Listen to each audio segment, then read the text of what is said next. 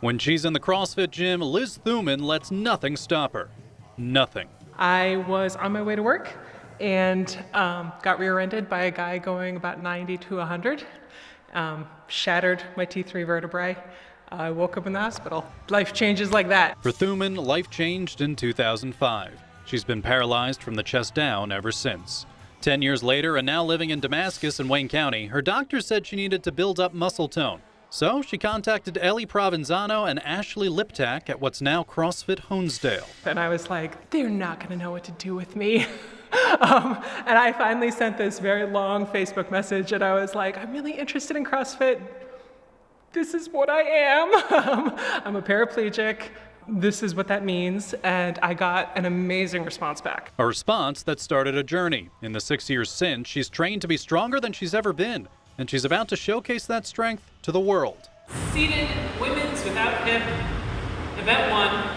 Thanks to Thuman's blood, sweat, and tears here at CrossFit Honesdale, she's qualified for the Wheelwad Games, the adaptive athletes version of the CrossFit Games. What started as just part of her physical therapy routine has brought her to the biggest competition in the country for adaptive athletes. Especially with this injury, your body can sort of feel like a prison, and you kind of focus on what you can't do.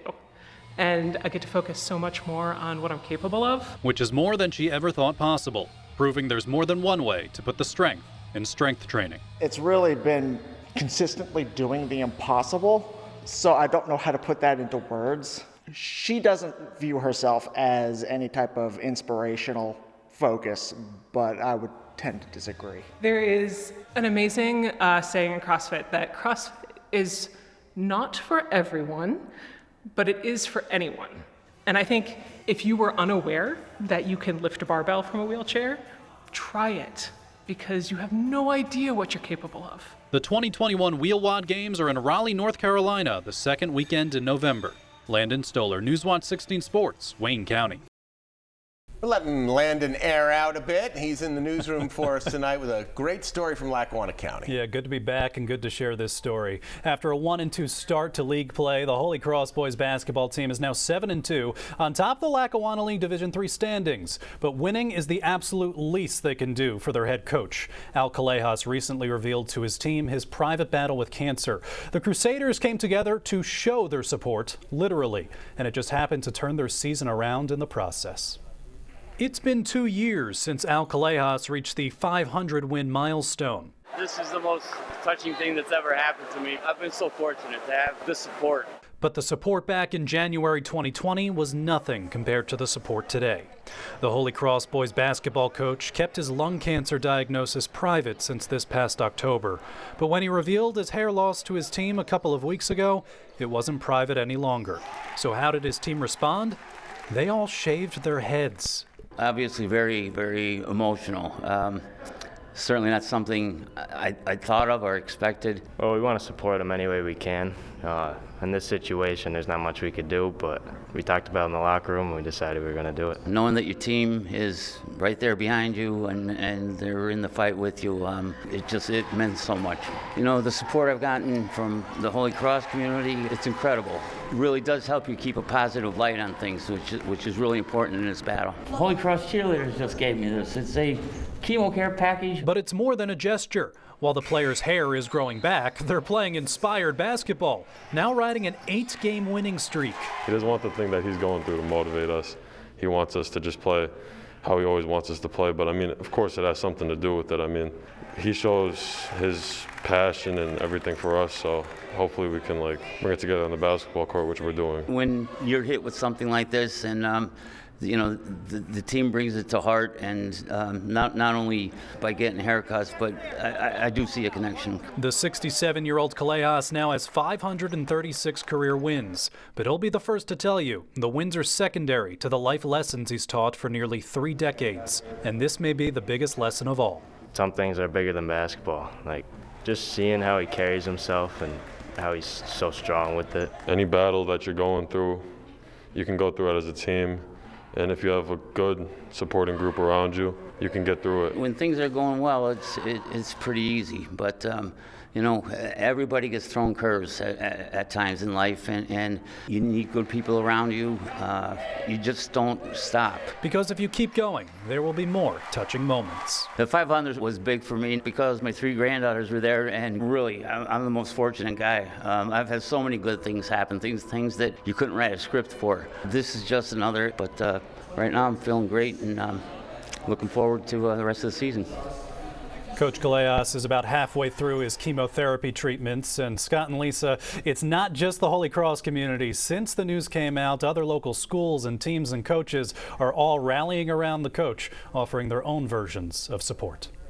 Nice to hear. That's great to hear, Landon. Thank you. They say all roads lead back to NEPA. That was evident in this week's College Football National Championship game. Southern Columbia grad Stone Hollenbach was once again on the sidelines for Alabama, but there was another local tie on the field, and he wasn't even wearing a helmet. The College Football National Championship, Georgia, Alabama, and the head referee for the biggest game of the year, Lehighton native Dwayne Haight. Personal foul, face mask, defense, number 48. Haight grew up in Carbon County, moved away in the middle of high school. This year marks his 20th as a football referee. His crew works in the ACC, but this year he got the call to make the calls in the national championship. The experience itself, it was just incredible to be out there on that field, among that environment, the electricity, some of the best players and coaches, per se, in college football. To be given the opportunity to work a game like that is just kind of something that you dream about.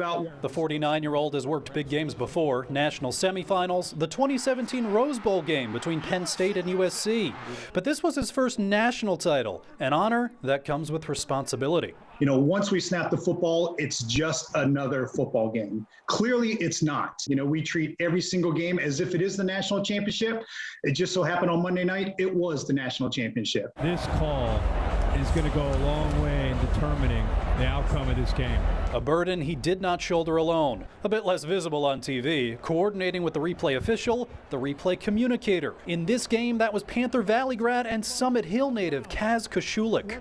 My path was a little bit different than Dwayne because I was a college football coach for 19 seasons. When you see all the guys on the field with the mics that they're wearing, I'm the guy that they're talking to. When Kirk Herbstreit and Chris Fowler are on there telling you what the decision is and why, that's usually coming from me. So it's ruled a fumble, and although he didn't think it was going to be a fumble recovery, Brian Branch by an inch. 2 Carbon County natives on the same officiating crew for the national championship. They moved away decades ago, but their NEPA roots led them to this stage. It's a small world, but it really is the odds of 2 people who grew up 10 minutes apart working together, not only in a national championship game, but in the same national championship game. It is a pretty cool thing. Just how some kid from Lehighton, Pennsylvania, some kid from the Summit Hill area, and to just say, look how far we've come. I was thinking about just kind of when you grow up, just kind of the people that impact your life and kind of where you've been and what you've done, and to just kind of bring all that with me and just try to represent the area. And, hopefully we did everyone proud. Haight and Koshulik hope their story inspires others to take up officiating in their spare time. The 2022 Winter Olympic Games in Beijing are just a few short weeks away. Berwick native Jason Turdeman planned to make his 3rd Olympic run his swan song, but in an instant, plans can change. Jason Turdeman's entire career has been about going fast, which is exactly why stopping so suddenly is so hard. I'm going to try to keep it together while I answer this question, best I can. It's definitely been a lot of waves of emotions. A lot of overwhelming waves. Questions the Berwick native wasn't expecting to answer this past week. Questions about his retirement from competition. Chris Masder, Jason Turdeman. Along with his new teammate Chris Masder, Turdeman was on pace to become the first USA luge athlete to make the Olympics 3 times with 3 different doubles partners. He was on the silver medal winning relay team at the World Cup this past November. But at the Nations Cup qualifier in Latvia, it all came crashing down. Literally. There is no footage, but similar to this crash, the 2 crashed and were eliminated from Olympic team consideration for both doubles and the team relay. Masder still made the team in singles, but for the 33-year-old Turdeman, he knew this was his final Olympic run. He fought back tears just thinking about it. Looking back at it now, knowing that was more than likely my last competitive run, it's heartbreaking. Chris and I had a moment after we got off the ice, great embrace, and it's tough.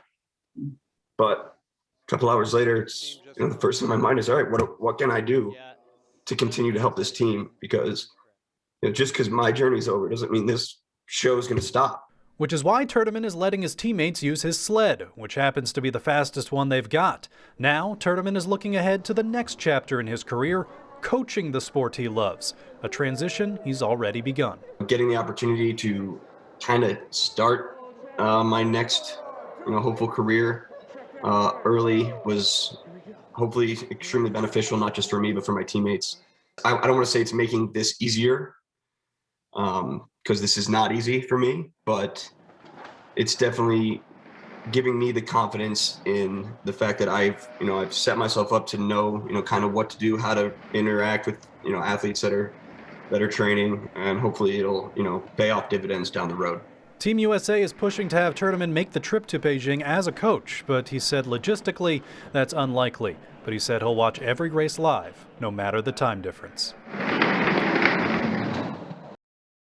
The next chapter in Timmy Ward's journey is truly remarkable. The cancer survivor is continuing to prove the doubters wrong, this time by earning a roster spot to play Division I college football.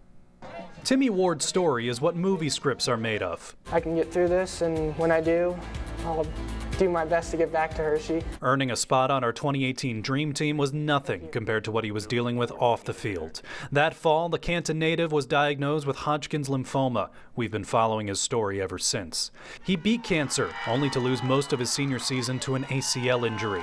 Now, Ward is a freshman at Rutgers. He served as a student manager for the football team, but he earned himself a tryout this past September. Last week, a text he thought he'd never read. He texted me with, "Happy New Year, hope you are well. We will be opening a roster spot for you." When I saw the text, all the weight on my shoulders just came off. A weight most can only imagine. Ward will walk on as a wide receiver next season with the Scarlet Knights, a cancer survivor, and now a Division I football player. No matter what I've gone through, I've always felt like I was going to make it somehow, some way. Pretty crazy to think that I'm here right now after everything, but I don't think I ever doubted that I was going to be here. An opportunity, Ward says, means the world to him. At just 20 years old, he's been through more adversity than most see in a lifetime. So many chances to let his dream die, but he wouldn't let it. Back when all my cancer stuff happened, that was enough for me for a lifetime to just be like, all right, now can I just live a normal life and all that? I don't think very many Division I football players have had cancer, then went to an ACL, then was a student manager in the fall, and then walked on and made the team. But my journey's definitely been unique, but it's made me who I am and changed how I look at life. An outlook he hopes can serve as an inspiration. Life is hard sometimes, and it's not fair. No matter what happens, just keep going, find a way to just crawl out of that hole and keep moving. Ward says he hopes his story is still only beginning. After all, that movie needs a good ending.